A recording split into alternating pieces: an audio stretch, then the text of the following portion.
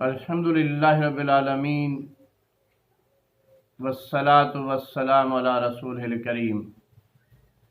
اعوذ باللہ من الشیطان الرجیم، بسم اللہ الرحمن الرحیم۔ خلاصہ تراویح پارہ نمبر 8۔ 8ویں پارے کا آغاز اس بات سے ہوتا ہے کہ اگر فرشتے بھی آ جاتے اور مردہ بھی زندہ ہو کر ان سے باتیں کریں تو بھی یہ ایمان لانے والے نہیں ہیں۔ یعنی وہی سلسلہ جو چلتا آ رہا تھا کہ ضدی لوگوں کے مطالبے بہت سارے ہیں اور جتنے بھی مطالبے پورے کرو تو کوئی نیا مطالبہ اور شروع ہو جاتا ہے۔ تو حقیقت میں یہ فرمایا گیا کہ اگر یہ دیکھ بھی لیں کہ فرشتہ آ گیا ہے، ملائکہ آ گیا ہے، اور یہ بھی دیکھ لیں کہ ان کے مردے زندہ ہو گئے ہیں، ان سے باتیں بھی کر رہے ہیں، پھر بھی یہ اللہ کے دین کو قبول کرنے والے نہیں۔ اس کے بعد پھر سلسلہ کلام یوں ہوتا ہے کہ تمہارے رب کی بات سچائی اور انصاف کے اعتبار سے کامل ہے، کوئی اس کے فرامین میں تبدیلی کرنے والا نہیں ہے، اور وہ سب کچھ سنتا اور جانتا ہے۔ یعنی اللہ تبارک تعالیٰ کی بات کامل اور اکمل ہے، اس کے اندر کسی قسم کا کوئی عیب نہیں ہے، کسی قسم کی کمی نہیں ہے، اور اسی کے اندر کوئی مداخلت بھی نہیں کر سکتا اور تبدیلی نہیں کر سکتا۔ اور پھر ایک اہم بات کی طرف اللہ تبارک تعالیٰ نے ہدایت دی ہے کہ کیا کھانا ہے کیا نہیں کھانا۔ خاص طور پر جانوروں کے حوالے سے کہ وہ جانور جن پر اللہ کا نام لیا جائے وہ آپ کے لیے حلال ہیں، اور جن پر اللہ تعالیٰ کا نام نہ لیا جائے وہ آپ کے لیے حرام ہے۔ اسی طرح ان کی ایک اور لغو بات کی طرف نشاندہی کی گئی ہے کہ وہ یہ کہتے ہیں کہ ہم نہیں مانیں گے جب تک کہ وہ چیز خود ہم کو نہ دی جائے جو اللہ کے رسول کو دی گئی ہو۔ یعنی وہ وہی جو اللہ تبارک تعالیٰ نے نبی کی طرف کی ہے، اور نبی لوگوں کو بتا رہا ہے کہ میرے اوپر وہی آتی ہے، تو ان کا یہ مطالبہ ایک لغو اور بے معنی ہے کہ ہماری طرف بھی ہونا چاہیے اور ہمیں معلوم ہونا چاہیے، تو یہ گویا کہ ایک بہانہ بازی ہے۔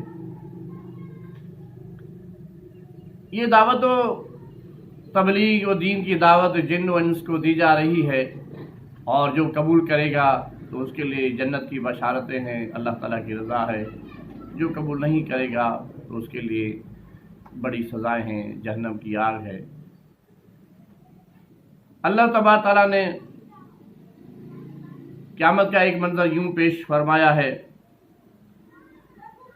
کہ ایک دن آئے گا جب جن و انس کو جمع کیا جائے گا اور ان سے پوچھا جائے گا کہ کیا تمہارے پاس کوئی پیغمبر نہیں آئے تھے، کوئی بات پہنچانے والے نہیں آئے تھے جو تم کو میری آیات سناتے، اس دن کے انجام سے ڈراتے؟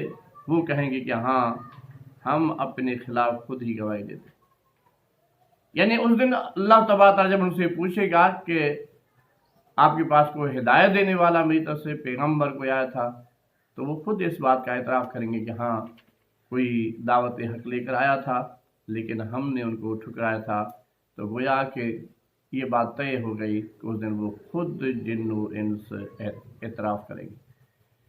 اللہ تبارک تعالیٰ نے اپنے حساب و کتاب اور نتیجے کے حوالے سے یہ بات بتائی کہ ہم بغیر آگہی دیے ہوئے، بغیر علم دیے ہوئے، بغیر ہدایت پہنچائے ہوئے، بغیر پیغام پہنچائے ہوئے ہم کسی کو نہیں پکڑتے۔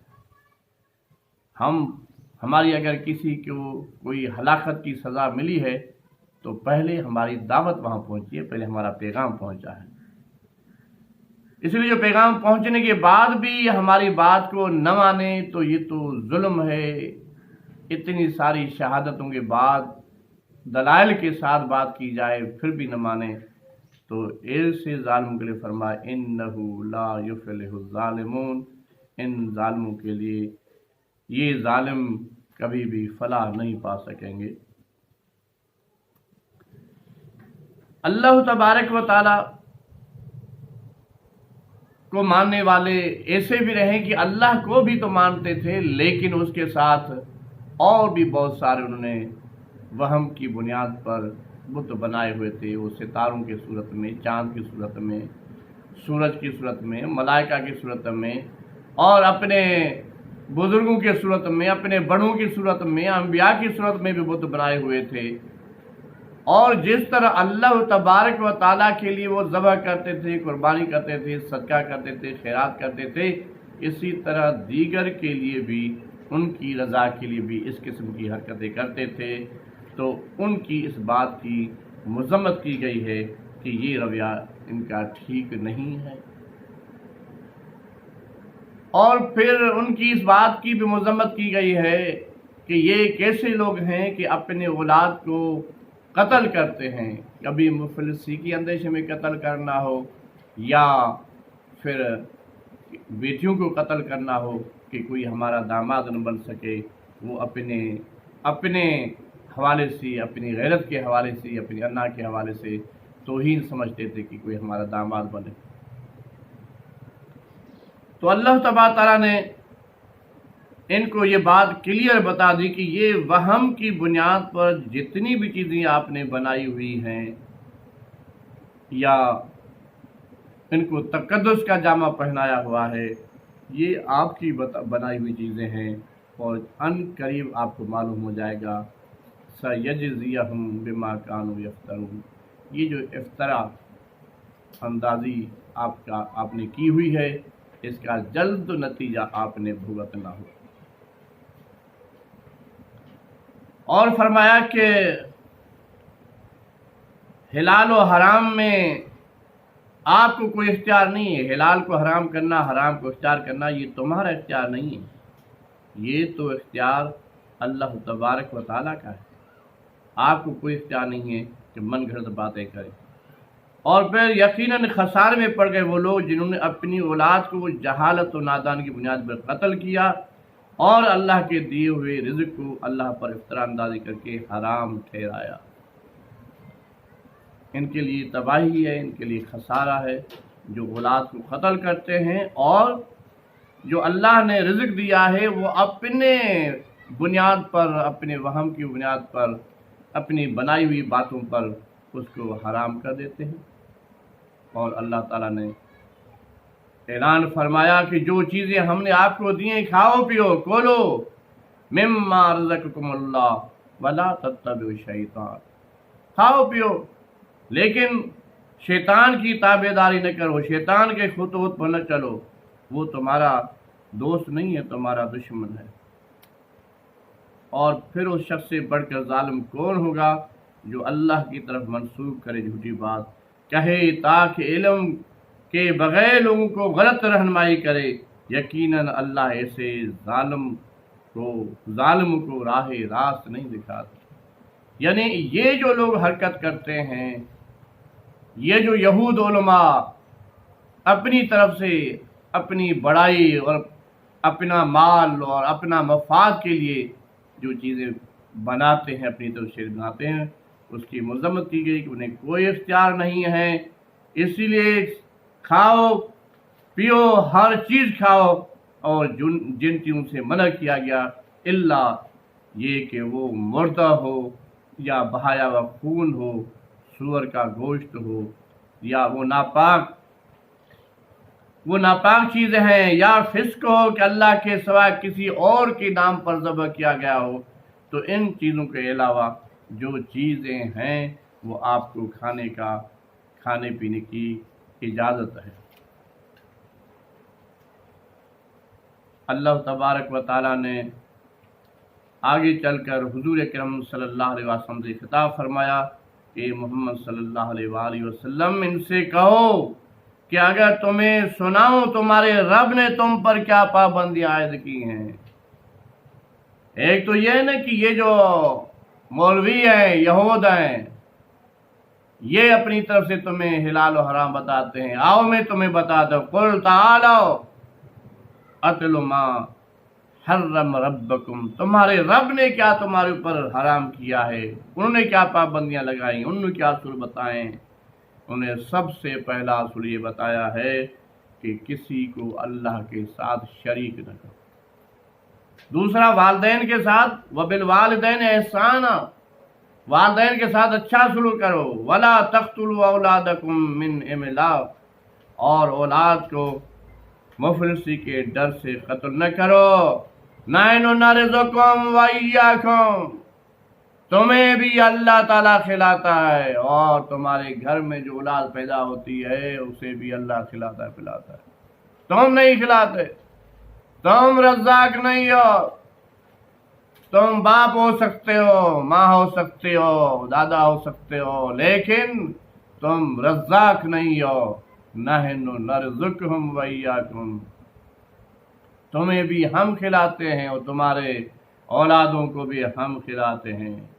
ولا تقربوا الفواحش ما ظہر منها وما بطن، ظاہر و باطن کی جو فحاشی ہے، بے حیائی ہے، بد اخلاقی ہے، اس کے قریب بھی نہ جاؤ اور کسی کو قتل بھی نہ کرو. الا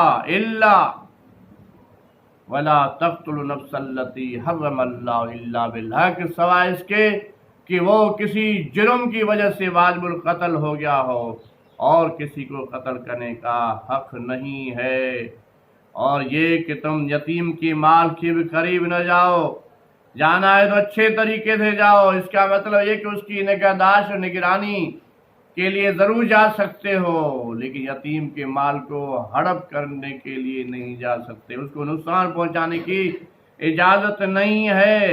اور ناپ تول میں پورا انصاف کرو، اس کے اندر کمی بیشی نہ کرو.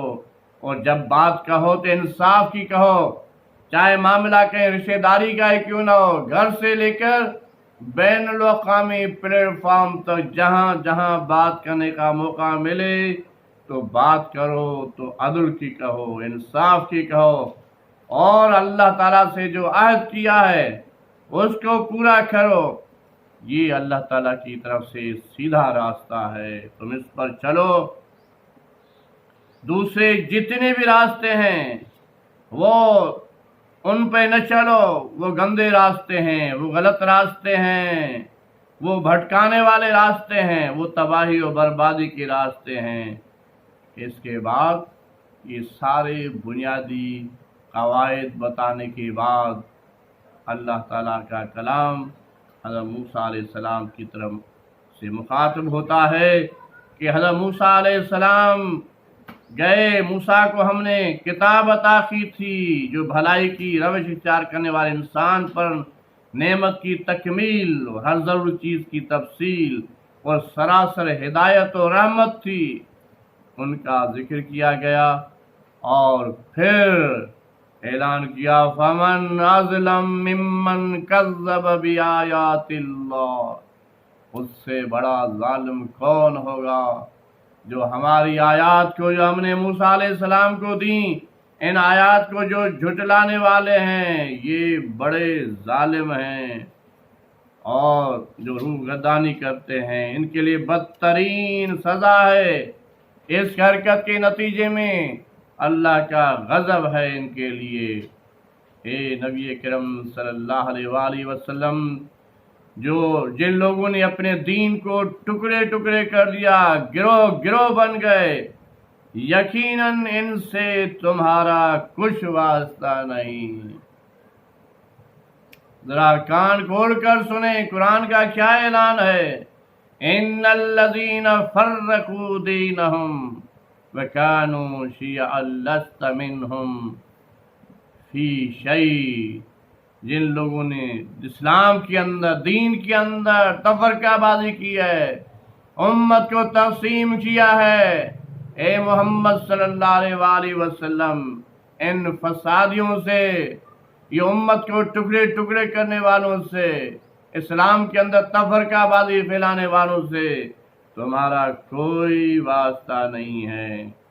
ہاں جو نیک لوگ ہیں ایک اچھا کام کریں گے تو ہم 10 گنا بڑھا کر اس کو واپس کریں گے، 10 گنا زیادہ اجر دیں گے، اور جو ایک مرتبہ گناہ کرے گا اس کا ایک ہی گناہ ہم درج کریں گے۔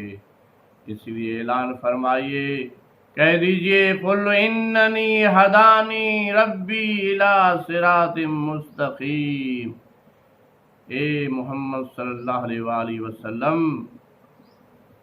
کہو میرے رب نے بالیقین مجھے سیدھا راستہ دکھا دیا، بالکل ٹھیک دین جس میں کوئی ٹیڑھ نہیں ہے، اور یہ ابراہیم کا طریقہ ہے، ابراہیم کا طریقہ ہے۔ اہل عرب مشرکین مکہ و مدینہ سب لوگ جانتے تھے سیدنا ابراہیم کون ہے، تو بتا دیا کہ میں محمد صلی اللہ علیہ وآلہ وسلم حقیقت میں ابراہیم کے طریقے پر ہوں۔ اور ابراہیم کون تھا؟ سیدنا ابراہیم وہ تھا وما کان من المشرکین، وہ مشرکین میں سے نہ تھا۔ قل ان صلاتی و نسکی و محیای و مماتی للہ رب العالمین، بتا دیجئے، اعلان کر دیجئے کہ میری نماز، میری قربانی، میری زندگی اور میرا موت یہ سب خالصتاً رب العالمین کے لیے ہے، اللہ رب العالمین کے لیے ہے۔ اور آخر میں سورہ انعام کی آخر میں اعلان کر دیا، سنو، کان کھول کر سنو، لا تزر وازرۃ وزر اخری، یہ جو تمہیں مس گائیڈ کرتے ہیں، غلط لیڈنگ کرتے ہیں، گمراہ کرتے ہیں، اور جن پر تم نے وہم کی بنیاد پر انحصار کیا ہے، کوئی کسی کے کام نہیں آئے گا، کوئی کسی کا وزن اٹھا نہیں سکے گا۔ ہر ایک نے خود اپنا وزن اٹھانا ہے، اپنا بار خود اٹھانا ہے۔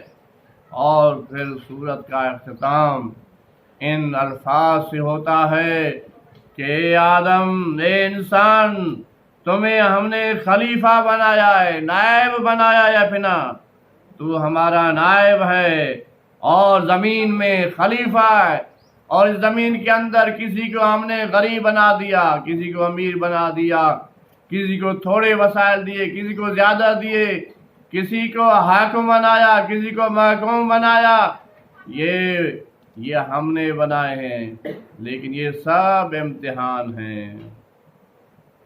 ہم تو دیکھنا چاہتے ہیں، ہماری تو امتحان ہے، تھوڑا جس کو ملا ہے اس کا تھوڑا امتحان ہے، جس کو زیادہ ملا ہے اس کو زیادہ امتحان ہے۔ ان اللہ سریع العقاب وانہ لغفور رحیم، اللہ تبارک و تعالیٰ کی دونوں صفات ہیں کہ اللہ تبارک و تعالیٰ سزا دینے میں بھی بہت تیز ہے، اور وہ بہت درگزر کرنے والا اور معاف کرنے والا بھی ہے۔ اس کے بعد پھر سورہ اعراف ہے، سورہ اعراف کے اندر ابتدا کے اندر یہ بات بتائی گئی کہ آپ کی طرف ایک کتاب نازل کی گئی ہے، پس محمد صلی اللہ علیہ وآلہ وسلم اس میں کوئی جھجک نہ ہو، یہ واضح ہے، یہ کلیئر ہے، یہ سچی اور کھری کتاب ہے، ان کو دعوت دو، لوگوں کو دعوت دو، بتاؤ اتبعوا ما انزل الیکم من ربکم ولا تتبعوا من دونہ اولیاء، سنو کہ میں جو لے کر آیا ہوں اللہ کی تنزیل لے کر آیا ہوں، اللہ کی ہدایت لے کر آیا ہوں، اس کا اتباع کرو، اور اللہ کو چھوڑ کر، اس کو چھوڑ کر کسی کی تابع داری نہ کرو، اور جو کرے گا تو پھر دیکھ لیجئے وَكَمْ مِنْ قَرْيَةٍ أَهْلَكْنَاهَا فَجَاءَهَا بَأْسُنَا بَيَاتًا أَوْ هُمْ قَائِلُونَ، انکار کرنے والوں کے ساتھ ہم نے کیا کیا، کتنی ہی بستیاں ہیں جنہیں ہم نے ہلاک کر دیا، ان پر ہمارا عذاب اچانک رات کے وقت ٹوٹ پڑا، یا دن دہاڑے ایسا وقت آیا کہ جب کہ وہ آرام کر رہے تھے، اور جب ہمارا عذاب ان پر آ گیا تو ان کی زبان پر اس کے سوا کوئی صدا نہیں دی، یہی کہہ رہے تھے لوگ، قالو قالو انا کننا ظالمین، اپنی حرکتوں پر کر رہے تھے کہ واقعی ہم نے اپنے ساتھ ظلم کیا، ہم نے غلط کیا، ہم نے حق اور سچ کے سامنے آنکھیں کان بند کر دیے تھے، آج اس کا نتیجہ دیکھ رہے ہیں۔ ہاں، جس کا پلڑا نیکیوں میں بھاری ہوگا وہی لوگ فلاح پائیں گے، اور جن کا پلڑا بھاری نہیں ہوگا اور برائیوں میں بھاری ہوگا ان کے لیے خسارہ ہے، ان کے لیے تباہی و بربادی ہے۔ اور اب قرآن مجید کا طرف توجہ اس طرف قرآن مجید دلاتا ہے، اس طرف کہ سیدنا آدم علیہ السلام کو ہم نے پیدا کیا اور ہم نے ملائکہ کو کہا سجدہ کرو، سب نے سجدہ کیا، لیکن ابلیس نے سجدہ نہیں کیا۔ ابلیس سب سے پہلا بڑا قوم پرست تھا، اس نے کہا کہ میں بہتر ہوں، میں آدم سے بہتر ہوں، اور دلیل یہ دی خلقتنی من النار وخلقتہ من طین، میں کیسے سجدہ کر سکتا ہوں، میں تو آگ سے پیدا کیا گیا ہوں اور وہ مٹی سے پیدا کیے گئے۔ اور صرف یہ نہیں بلکہ اس بات پر فخر بھی کیا، غرور بھی کیا کہ میں آگ سے پیدا کر رہا ہوں۔ اپنی پیدائش پر غرور و تکبر کرنا یہ شیطانیت ہے، کبریائی تو اس کے لیے ہے جس نے کسی کو آگ سے بنایا ہے، کسی کو نور سے بنایا ہے، کسی کو مٹی سے بنایا ہے۔ جس نے بنایا ہے کبریائی تو اس کا حق ہے، بڑائی تو اس کا حق ہے، کسی اور کو بڑائی اختیار کرنے کا کوئی حق نہیں ہے۔ جب اس شیطان نے یہ عمل کیا تو پھر اللہ تبارک تعالیٰ نے انہیں اتار دیا، خارج کر دیا، کہا مذعوما مدحورا، نکل جاؤ یہاں سے، تم ذلیل ہو، تم ٹھکرائے ہوئے ہو، ٹھکرا دیا اللہ تبارک تعالیٰ نے۔ اور شیطان نے کہا یا اللہ اگر آدم کی وجہ سے مجھے سزا ملی ہے تو مجھے موقع دے، میں بھی آدم کو نہیں چھوڑوں گا، اپنے راز پہ لگاؤں گا، تمہارا ناشکریہ بناؤں گا۔ اللہ تعالیٰ نے اس چیلنج کو قبول کیا، تمہیں اجازت ہے جو کچھ کرنا ہے جا کے کرو۔ اور اللہ تبارک تعالیٰ نے آدم سے کہا لا تقربا هذه الشجرہ، اس درخت کے قریب نہ جاؤ۔ شیطان نے جا کر آدم علیہ السلام کو سبز باغ دکھا کر اس بات پر آمادہ کر دیا، اور جب آمادہ کر دیا تو گویا کہ اللہ کے حکم کی خلاف ورزی ہو گئی، اور جب جنت کی پوشاک اترنے لگی تو پھر آدم علیہ السلام چیخ اٹھے ربنا ظلمنا انفسنا وَإِن لَّمْ تَغْفِرْ لَنَا وَتَرْحَمْنَا لَنَكُونَنَّ مِنَ الْخَاسِرِينَ۔ ظلم کیا ہے ہم نے اپنے نفسوں پر، اپنے آپ پر ہم نے ظلم کیا ہے، یا اللہ اگر تو نے معاف نہیں کیا، تو نے رحم نہیں کیا تو پھر ہم خسارے میں چلے جائیں گے۔ اللہ تعالیٰ نے ان کو جو توبہ کی آدم علیہ السلام کی، وہ توبہ قبول ہو گئی، اور لیکن آدم سے کہا گیا کہ تم بھی زمین پر جاؤ، ہماری ہدایت آئے گی، اور یہ شیطان بھی تمہارے ساتھ نیچے لگا ہوا ہے، تم ایک دوسرے کے دشمن ہیں، اب ثابت کرنا ہوگا، اپنے دشمن کا مقابلہ کرنا ہوگا۔ یہ دائیں سے بھی، بائیں سے بھی، آگے سے بھی، پیچھے سے بھی، ہر طرف سے حملہ کرے گا، ان حملوں سے اپنے آپ کو بچانا ہوگا۔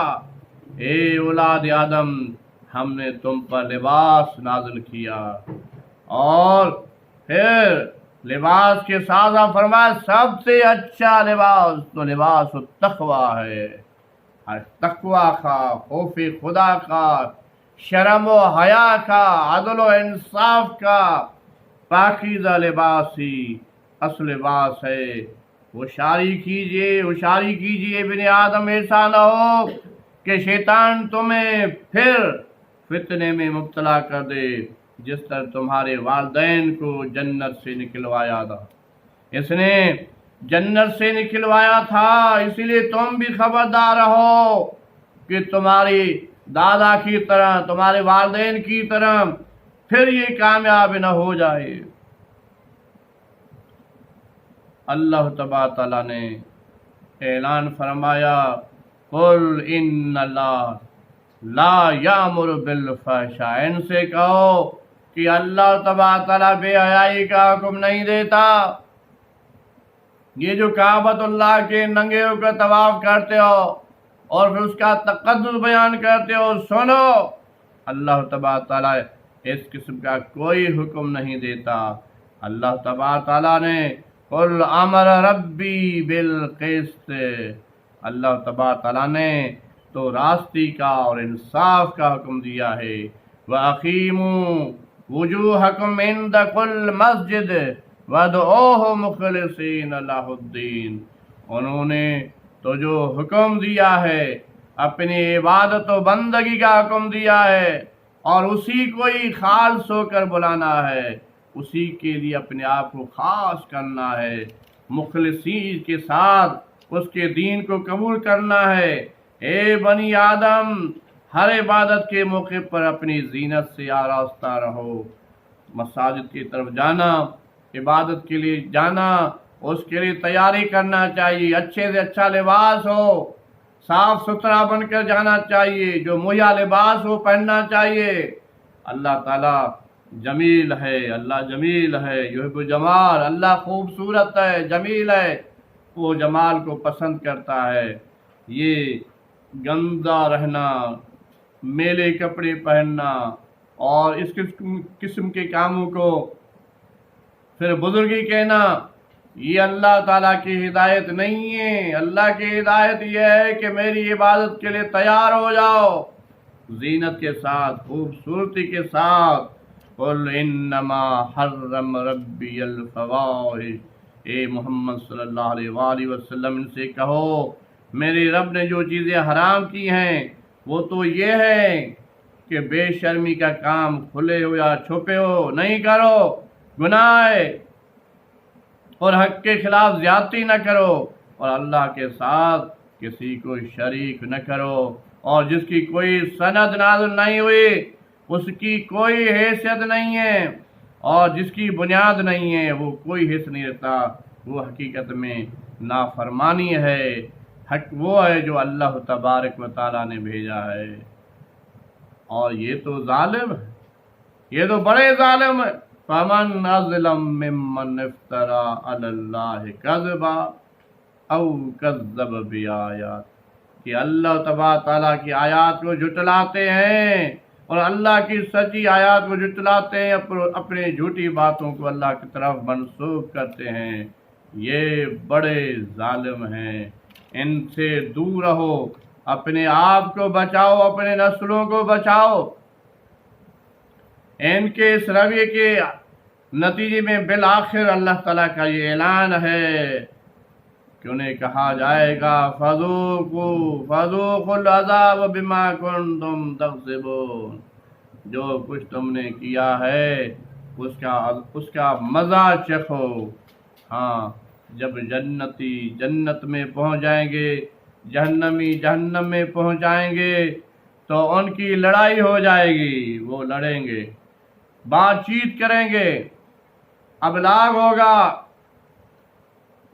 جنتی کہیں گے کہ ہم جنت میں پہنچ گئے ہیں، اور جہنمی کہیں گے کہ ہم جہنم میں پہنچ گئے ہیں، اور وہ اپنے اپنے کارکردگی کے نتیجے میں پہنچے ہیں، اور آیات ربانی جھٹلانے والے جنت میں داخل نہیں ہو سکتے۔ قرآن نے کہا جو میری آیات کو جھٹلاتے ہیں وہ جنت میں نہیں داخل ہو سکتے، وہی داخل ہوں گے جو میری تعریف کرنے والے، میرا حمد بیان کرنے والے، میری ہدایت کو قبول کرنے والے ہوں گے۔ اور اللہ تبارک تعالیٰ اس دن جنتیوں کے دل کے اندر کوئی ایک دوسرے کے لیے ناراضگی ہوگی، تو وہ اللہ تبارک تعالیٰ ناراضگی بھی نکال دے گا۔ جنت میں ایک دوسرے کے ساتھ کوئی بغض، کوئی عداوت، کوئی دشمنی، کوئی ناراضگی نہیں ہوگی۔ تمام جنتیوں کے دل اللہ تبارک تعالیٰ اپنی قدرت سے صاف کر دے گا۔ اور یہ جو اللہ تعالیٰ کی آیات کو جھٹلاتے ہیں ان کے لیے مثال دی گئی کہ جس طرح سوئی کے سوراخ سے اونٹ کا گزرنا مشکل ہے، اس طرح اللہ کی آیات کو جھٹلانے والوں کا جنت میں داخل ہونا بھی مشکل ہے۔ جنت اور جہنمیوں کے درمیان ایک تیسرا گروپ بھی ہوگا، اور وہ تیسرا گروپ کون سا ہوگا؟ یہ آراف کا گروپ ہوگا، جو ادھر سے جہنمیوں کو دیکھے گا اور ادھر سے جنت والوں کو دیکھے گا۔ جہنمیوں کو دیکھ کر کہے گا یا اللہ ہمیں ان سے بچانا، اور جنتیوں کو دیکھ کر کہے گا یا اللہ ہمیں بھی جنت عطا کرو۔ لیکن ان کی اعمال نامے ایسے نہیں ہیں کہ ان کو جنت میں بھیجا جائے، اور ایسے خراب بھی نہیں ہیں کہ انہیں جہنم میں بھیجا جائے۔ اس لیے وہ اعراف کے مقام پر بیچ میں دیوار پر بیٹھے ہوئے ہوں گے، دونوں کا نظارہ کر رہے ہوں گے، جنت کو بھی دیکھ رہے ہوں گے اور جہنم کو بھی دیکھ رہے ہوں گے، اور جہنمی آپس میں لڑ رہے ہوں گے۔ کچھ جہنمی دوسروں کو کہہ رہے ہوں گے کہ آپ نے ہمیں گمراہ کیا، آپ نے ہمیں مس گائیڈ کیا، آپ نے غلط کیا تھا، اور کہیں گے تم کون سے اچھے تھے؟ تم نے کب اللہ کے نبی کی دعوت کو قبول کیا؟ کب تم نے قرآن کو مانا تھا کہ ہم تمہیں گھسیٹ کے واپس لے آئے تھے؟ تم کب مسجد گئے تھے کہ ہم مسجد سے نکال کے تمہیں واپس لے آئے تھے؟ بتاؤ۔ وہ کہیں گے نہیں تم نے مسجد میں جانے ہی نہیں دیا تھا، تو کب ہم نے مسجد سے روکا تھا؟ وہ کہیں گے کہ اللہ کی آیات کو تم نے خود جھٹلایا تھا۔ وہ ایک دوسرے پر بہانہ بہتان بازی کر رہے ہوں گے، لیکن حقیقت میں دونوں جہنم کے قابل ہیں، دونوں جہنمی ہیں۔ کوئی کسی کے کہنے پر جرم کرے تو بھی جہنمی ہے، خود جرم کرے تو بھی جہنمی ہے، کوئی کسی کو ورغلائے تو بھی جہنمی ہے۔ ان تینوں معنوں میں تینوں جہنمی ہیں۔ اور دوزخ کے لوگ جنت والوں کو پکاریں گے کچھ تھوڑا سا پانی ہم پر ڈال دو، جو رزق اللہ نے تمہیں دیا ہے اس میں سے کچھ پھینک دو۔ دنیا کے اندر جنتیوں کا مذاق ہوتا ہے، جملے کسے جاتے ہیں، ان کو بے وقوف پاگل کہا جاتا ہے، بیکورڈ، رجعت پسند، بنیاد پرست، فنڈامنٹلسٹ تانے دیے جاتے ہیں کہ تم نے کیا کیا ہے، کوئی اسٹیٹس نہیں بنایا، کوئی دنیا نہیں ہے، کوئی دولت نہیں ہے، تمہارا تو کوئی حال ہی نہیں ہے، اور دیکھو ہم نے کتنا بنا لیا۔ اور وہاں کیا ہوگا؟ وہاں پھر کہیں گے ان کو یار کچھ تو ادھر بھی بھیجو، لیکن کہا جائے گا کہ نہیں، جنت کی نعمتیں دوزخیوں کے لیے نہیں ہیں۔ اور یہ الذین اتخذوا دینہم لہوا ولعبا غرتہم الحیات الدنیا، اپنے دین کو کھیل تفریح بنا لیا تھا، اور جنہیں دنیا کی زندگی کے فریب میں مبتلا کر رکھا تھا۔ اللہ فرماتا ہے کہ آج ہم بھی انہی سے اسی طرح بھلا دیں گے جس طرح اس دن کی ملاقات کو بھولے رہے اور ہماری آیتوں کا انکار کرتے رہے۔ جس دن آج اللہ کو بھلا دیا ہے، اللہ کی آیات کو بھلا دیا ہے، اللہ کی ہدایت اور رہنمائی کو بھلا دیا ہے، تو اس دن اللہ تبارک تعالیٰ بھی بھلا دیں گے۔ آج اگر یہ اللہ کا نافرمان باغی کہتا ہے کہ مجھے کوئی پرواہ نہیں ہے، دنیا کے عیش و عشرت میں مگن ہے، تو اس دن اللہ کا اعلان ہوگا کہ تمہیں بھی پرواہ نہیں دی نا، تو آج ہمیں بھی پرواہ میں نہیں ہے کہ جہنم میں کتنی بار جل رہے ہو، کتنی بار خاک بن رہے ہو، کتنی بار پھر زندہ ہو جاتے ہو۔ ہمیں کوئی پرواہ نہیں ہے۔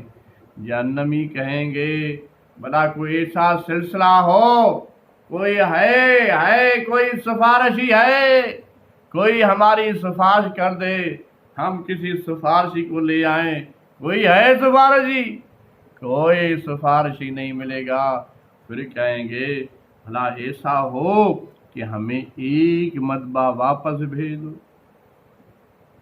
واپس بھیج دیا جائے تاکہ جو کچھ پہلے کرتے تھے اس کے بجائے اب دوسرے طریقے پر ہم کام کریں، واپس بھیج دیا جائے۔ لیکن نہیں نہیں نہیں، واپس نہیں، ایک مرتبہ زندگی ہے، ایک چانس، لاسٹ چانس، آخری موقع ہے، اس کو جس سے فائدہ اٹھانا ہے وہ فائدہ اٹھا لے۔ اور پھر اللہ تبارک و تعالی کی طرف قرآن مجید متوجہ کرتا ہے کہ ان ربکم اللہ الذی خلق السماوات والارض فی ستۃ ایام ثم استوی علی العرش، کہ بے شک اللہ تبارک و تعالی کی ذات ہے جس نے 7 دنوں کے اندر زمین و آسمان کو پیدا کیا، پھر اپنے تخت سلطنت پر جلوہ فرما ہوا۔ اس کے تفصیلات کے اندر مفسرین نے یہ بات لکھی ہے کہ 7 دنوں سے کیا مراد ہے، یہ مائکرو سیکنڈ مراد ہیں، یا دنیا کے دن مراد ہیں، یا وہ جو اس دنیا کے نہیں دوسری عالم کے دن جو ہزاروں سالوں پر مشتمل ہوتے ہیں، یہ اللہ تبارک تعالیٰ ہی جانتا ہے۔ اور جو عرش پر جلوہ فرما ہوا یہ بھی وہی بہتر جانتا ہے کہ اس سے کیا مراد ہے، کہ اللہ تبارک تعالیٰ نے اپنے نور کو، اپنی قوت و طاقت کو کسی سینٹر کی طرف مرکوز کیا یا کیا کیا، یہ اللہ تبارک تعالیٰ بہتر جانتا ہے۔ بس قرآن نے اتنی بات کی ہے، جتنی بات کی ہے اتنی ہی سمجھنا چاہیے۔ اور وہی اللہ ہے جس نے شمس کو، قمر کو، ستاروں کو، سب کو پیدا کیا، اس لیے اودو ربکم، اسی کو بلاؤ، اپنے رب کو پکارو۔ پکار اللہ تبارک تعالیٰ کے لیے ہے۔ اور دوسری جگہ فرمایا وَادْعُوهُ خَوْفًا وَطَمَعًا، پکار اللہ کو ہے، پکارو خوف کے ساتھ اور طمع کے ساتھ۔ پکار کئی مقامات پر یہ بات بتائی گئی ہے کہ اللہ کے علاوہ کسی کو پکارنا کوئی معنی نہیں، کوئی حیثیت نہیں ہے۔ پکار کا حق صرف اللہ تعالیٰ کو ہے، اسی کو پکارا جائے، کیونکہ پاور اسی کے پاس ہے، طاقت اسی کے پاس ہے۔ اس کو اونگ بھی نہیں آتی، ہمیشہ جاگتا ہے، سوتا بھی نہیں ہے، اور علیم بذات الصدور بھی ہے۔ اور ساری کائنات کو چلانا، ساری کائنات کے مسائل سننا اور اس کو حل کرنا بھی اس کی ذمہ داری ہے۔ اس طرح ہم نشانیوں کو بار بار پیش کرتے ہیں ان لوگوں کے لیے جو شکر گزار ہونے والے ہیں۔ ان نشانیوں سے، ان ہماری قدرت سے، اس ہماری قوت سے وہی لوگ فائدہ اٹھا سکتے ہیں جو شاکر ہیں۔ اس کے بعد پھر سیدنا نوح علیہ السلام کی دعوت کی بات کی گئی، سیدنا ابراہیم علیہ السلام کی دعوت کی بات کی گئی۔ انہوں نے دعوت دی، سیدنا نوح علیہ السلام نے دعوت کیا دی؟ دعوت دی کہ یا قوم اعبدوا اللہ۔ انہوں نے دعوت دی کس چیز کی؟ دعوت دی انہوں نے کہ اللہ کی بندگی کرو۔ اور کچھ لوگ، تھوڑے لوگوں نے قبول کیا، زیادہ لوگوں نے انکار کیا، انہیں جھٹلایا۔ ہم نے اسے اور اس کے ساتھیوں کو ایک کشتی میں نجات دی اور ان لوگوں کو ڈبو دیا جنہوں نے ہماری آیات کو جھٹلایا۔ یہ ہم نے حضرت نوح علیہ السلام کے قوم کے ساتھ کیا۔ اور پھر بتایا کہ ہم نے ہود علیہ السلام کی قوم کے ساتھ کیا کیا۔ انہوں نے قوم سے کہا قال یا قوم اعبدوا اللہ ما لکم الہ غیرہ، اللہ کے علاوہ کسی کی بندگی نہ کرو، اللہ کی عبادت کرو۔ تو قوم نے کیا کہا؟ قوم نے کہا کیا تو ہمارے پاس اسی لیے آیا ہے کہ ہم اکیلے اللہ کی عبادت کریں اور انہیں چھوڑ کر جن کی عبادت ہمارے باپ دادا کرتے آ رہے تھے ہم اس کو چھوڑ دیں، بس ایک اللہ کی عبادت کریں، اسی لیے تو آیا ہے۔ انہوں نے ان کی آیات کو، دعوت کو ٹھکرا دیا۔ تو پھر کیا ہوا؟ پھر ایسا ہوا کہ فَأَنْجَيْنَاهُ وَالَّذِينَ مَعَهُ بِرَحْمَةٍ مِنَّا وَقَطَعْنَا دَابِرَ الَّذِينَ كَذَّبُوا بِآيَاتِنَا وَمَا كَانُوا مُؤْمِنِينَ۔ آخرکار ہم نے اپنی مہربانی سے ہود اور اس کے ساتھیوں کو بچا لیا اور ان لوگوں کی جڑ کاٹ دی جو ہماری آیات کو جھٹلا چکے تھے اور ایمان لانے والوں میں نہ تھے۔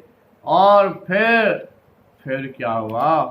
پھر اس کے بعد اللہ تعالیٰ نے فرمایا کہ ھذا ناقۃ اللہ آیہ، یہ اللہ کی، حضرت صالح علیہ السلام نے اپنی قوم سے کہا کہ یہ اللہ کی اونٹنی تمہارے لیے ایک نشانی کے طور پر ہے، لیکن انہوں نے کیا کیا کہ حضرت صالح علیہ السلام کی اونٹنی کو قتل کر دیا، مار دیا، ذبح کر دیا۔ تو اس پر کیا ہوا؟ اور کہنے لگے لے آؤ عذاب جس کا تو ہمیں دھمکی دیتا ہے۔ اگر تو واقعی پیغمبروں میں سے ہے، آخرکار ایک دہلا دینے والی آفت نے انہیں آ لیا۔ فَأَخَذْتُهُمْ رَجِفًا، ایک ایسی آواز آئی کہ وہ اوندھے کے اوندھے رہ گئے، اٹھ ہی نہیں سکے۔ آفت آ گئی، نبی کی دعوت کو ٹھکرایا اور اس کی اونٹنی کو ذبح کر دیا۔ تو اللہ نے بتایا کہ ہم نے ان کو برباد کر دیا۔ اور قوم لوط کے ساتھ ہم نے کیا کیا؟ جب نبی نے انہیں پاک بازی کی دعوت دی، پاکیزہ ہونے کی دعوت دی، تو پھر انہوں نے دعوت کو ٹھکرایا۔ ٹھکرانے کے نتیجے میں کیا ہوا؟ پھر ہوا یہ کہ اس کی بیوی کے ساتھ بیوی بھی اس میں چلے گئی، اس کے گھر والوں کو بجز اس کی بیوی کو جو پیچھے رہ جانے والوں میں تھی بچا کر نکال دیا اور اس قوم پر برسائی ایک بارش۔ پھر دیکھو ان مجرموں کا کیا انجام ہوا۔ وہ جو نبی نے دعوت کی پیش کی تو اس کے ساتھ بیوی نے بھی نہیں دیا، تو بیوی کو بھی اور پوری قوم کو تباہ کر دیا۔ صرف حضرت لوط علیہ السلام اور اس کے ساتھیوں کو بچا لیا، باقی پوری قوم پر عذاب آ گیا۔ اس کے بعد پھر حضرت شعیب علیہ السلام کی بات آتی ہے کہ اس نے بھی یہی دعوت دی، یا قوم اعبدوا اللہ، اللہ کے بندے بنو، اللہ کی بندگی کرو، اور یہ وزن میں اور پیمانے میں اس میں کمی بیشی نہ کرو۔ لیکن قوم شعیب نے یہ بات نہیں مانی اور اپنی کارروائی جاری رکھی۔ تو اللہ تبارک و تعالیٰ نے قوم شعیب کے لیے بھی یہی انتظام کیا۔ فَأَخَذَتْهُمُ الرَّجْفَةُ فَأَصْبَحُوا، ان کے لیے بھی رجفہ ہو گیا اور وہ اوندھے کے اوندھے لیٹے ہی رہے، اوندھے پڑے رہ گئے۔ اللہ تبارک تعالیٰ نے عذاب، اللہ کی گرفت نے ان کو گھیر لیا۔ اب میں اس قوم پر کیسے افسوس کروں جو قبول حق سے انکار کرتی ہے۔